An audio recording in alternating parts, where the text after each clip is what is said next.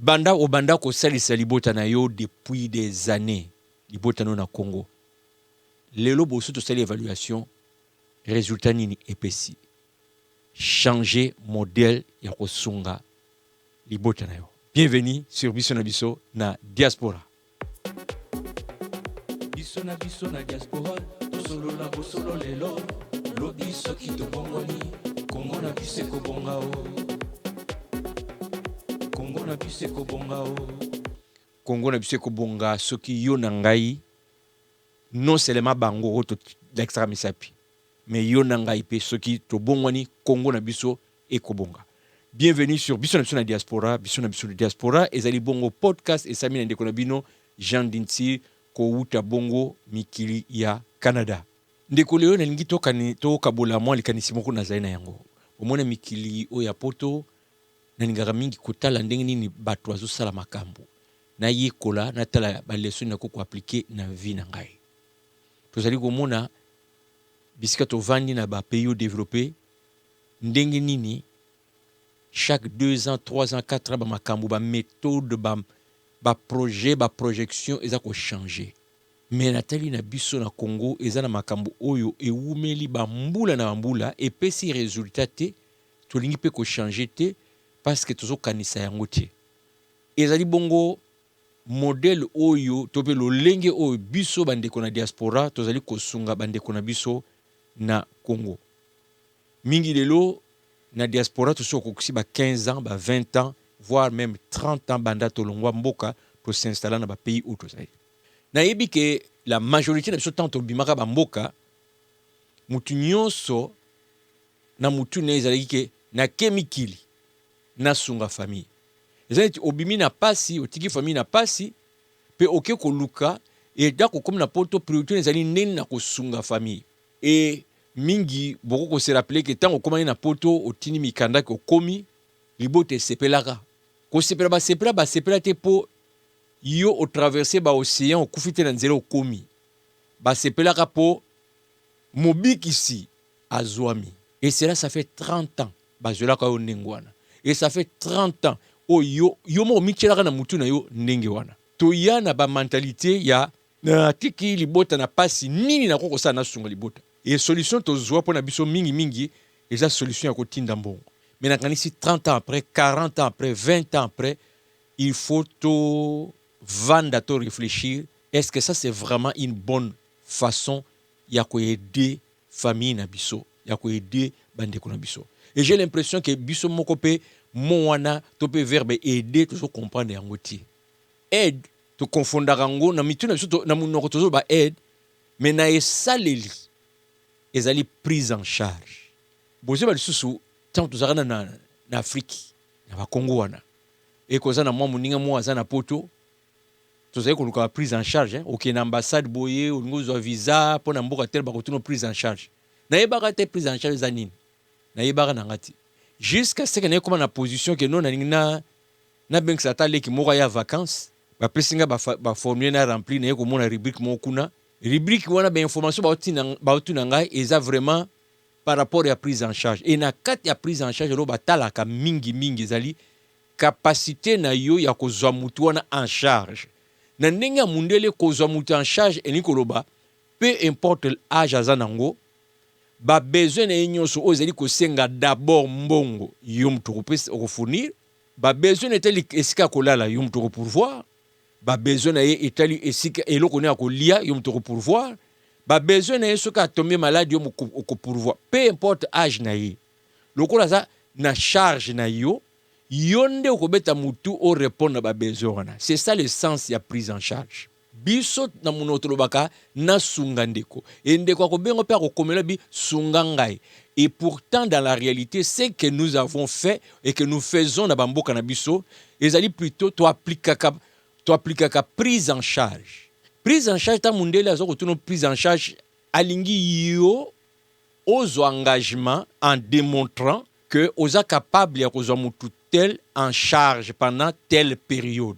Mais na culture na biso na mboka mutu oyo alingi yo zoye en charge yende a decidaka que yo aponi yo zoye en charge. prise en charge na zongi sus tant na mboka mindele bazo senso prise en charge bazo linga yo o s'engager que okozwa mutu songolo en charge mais pas na biso yo te mutu zo engagement ya kozwa mutu en charge mutu alingi yo ozo en charge yende a décider que na libota mobimba yo mutu ozo en charge okozwa en charge peut-être a décider que ba classe na mutu kofuta peut-être a décidé que akoya kovanda ndako nona mwasi na bana na ye peut-être a décidé que en tout cas ye mutu ko décider yo mona biloko to mona ngwa ngana sa famille na ngabi navanda na poto mais soki na décider zonga na Congo place pour bien ngando ki ngwana po oko yo te mutu ko décider que ngana zo en charge nga mutu ko décider selon mes capacités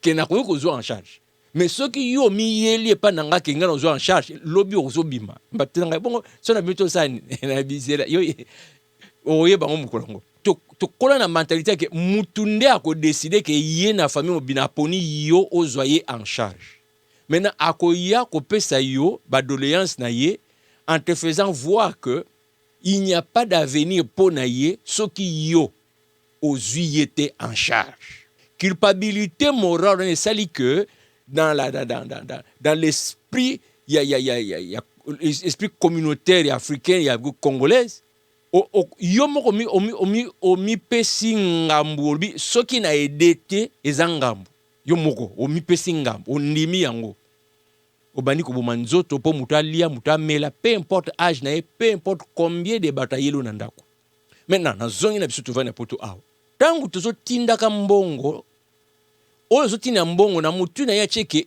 yonde ozuye en charge mais yo sikoyo ici tu penses que oza jusqu'au aider pour le zangi bolo ba zangi boy mais ozobo ça na kezande prise en charge dans la réalité ndeko tana na famille nao ça fait combien d'années au tindela noko no mbongo ça fait combien d'années au tindela ya no mbongo ça fait combien d'années au tindela papa no mbongo ça fait combien d'années au tindela leki no mbongo ça fait tala combien de fois par an au tindela mbongo pa mutu wana combien de fois bandeko wana eza prise en charge comme si comme mutu comme a contracaka na yo wana eza prise en charge na bito changer et façon ya ko aider bandeko na biso na réfléchir na bi en dedans à 30 ans voire 35 40 ans et là on a constaté moyen ya ko aider bandeko na biso to changer ya échanger mais façon ya ko aider échanger te moyen échanger kala bato poto tina mbongo na enveloppe ti tangu poste na biso na mboka ba ko découvrir que ba enveloppe kutaka mikili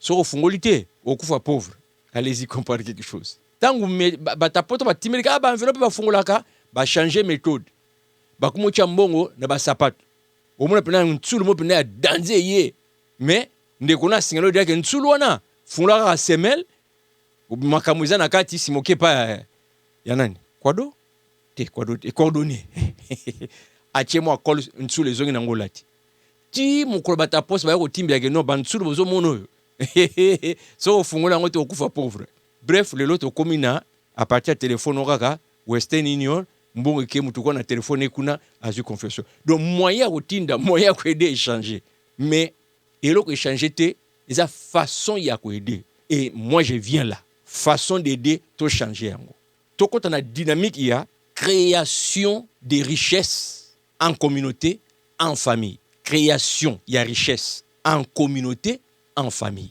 Dans le but de création, il y a richesse pour la famille. On a dit que ça la pendant 30 ans. Na ya poto po bango balia, na ya poto po na tindaka, na ya poto na tika famille na passe, na ya donc ngana me sacrifier pour na créer richesse pour na famille, pour na communauté.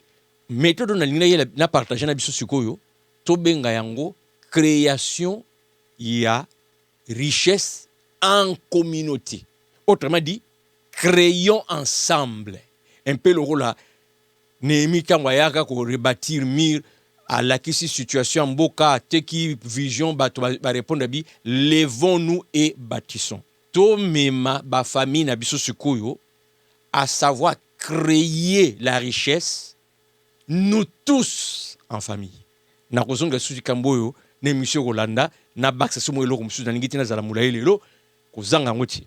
To meseni pendant 30 à 40 ans yonde otokaka pour créer richesse oyo famille a ko bénéficier nango ça ce n'est pas une bonne façon ya aider libota na yo, pire encore ya aider pays. Si ce que je dis n'a pas de sens, de konanga na tout le monde na boy. Lelo ko évaluer banda mukola buso banda kotina mbongo na libota na yo. Eta nini ya changement okoko démontrer lelo ya mutoki na yo. Okoma poto peto za ina 20 ans, 25 ans, 30 ans. Ko banda âge on a ti âge comme nango lelo boy. Okoki lelo pendo sali examen de conscience o lakisi le fruit il y a ba sacrifice na yo. O esali ke libota na yo lelo ba bimi na pauvreté o tikaka bango. Ba comme la vie moko décente parce que yo o se sacrifiaka pour créer une richesse pour la famille, pour la communauté, et aujourd'hui tout le monde se retrouve très bien parce que yom to ça toza boni na bikili a poto otoko témoin. Dans la plupart des cas, j'entends seulement les gens se plaignent. Pas plus tard qu'il y a 2 semaines azaki sonande ko mo absinga nazo tonga mboka na kino na côté ya nini mais membre moko ta famille na nga yepi. Na tu ne pourquoi membre na famille ayibité. Abetelinga ba histoire ya viva. Et ende kwa na yebiye akoma poto avanga. Na yesa binote ça fait combien d'années na poto. Aya elenge sikoyo aza retraité. Tout changer façon ya ko aider famille. Et je pense que cette façon il a proposé c'est la bonne, ce que tu as appliqué. Parce que c'est ce qui s'est fait dans le pays où tu as fait. Na ko fungula ngo susu mingi na émission zolanda kuna. Toujours que vers 2024 sala évaluation. O koma na poto na âge nini, o banda ko tinda mbongo na âge nini, âge comme na ngo lelo résultat nini. État financier ya famille na yo na mukolo longwaka ki lelo changement ezali wapi. Amélioration ezali wapi. Est-ce qu'il faut continuer toujours de la manière on a? Moi je dis non. Parce que dans la majorité, changement égalité. Alors quoi changement égalité, à un moment donné, il faut s'asseoir, tout retravailler. Qu'est-ce qui ne va pas, qu'est-ce qu'on peut faire? Créons la richesse ensemble. Et non pas ngai kakande na sala. Boyebi lelo to comment ce qui ne quoi okufeli ndeko na mboka ba bengi yo, réaction est comme sucré salé.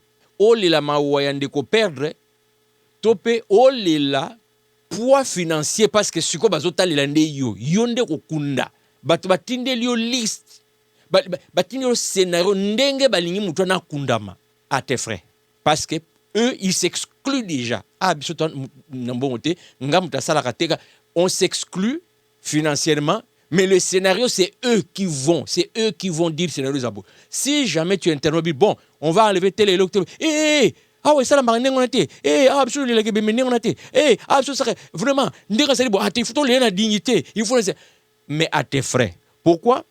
Parce que 30 ans au sein na poto au cultiver mentalité wana ya yonde au créer ka richesse pour la communauté yango bango eza pona bango te po eza ya yote na bité peut-être bo wana na famille na bino na suki awa kene ko réfléchir na ndamo na lobby commenter au moni boni na lobby to changer au lieu que yonde créer la richesse pour la famille pour la communauté. Créons ensemble. Comment on va créer ensemble? Ndeto monani nambala yasima occupation suzobenga siko yope occupation zobenga yo. Commentez et kabola yango. C'était votre frère Jean Dintil Nkolo Asunga.